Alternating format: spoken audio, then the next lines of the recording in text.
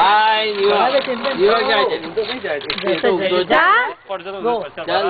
નથી પડતો ચિંતન રોજ કરે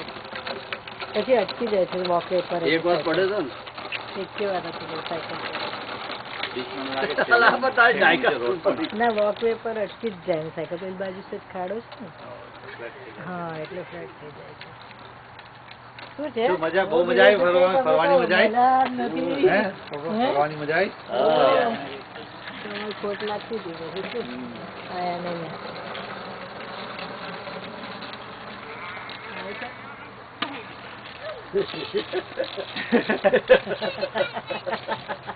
સરકાર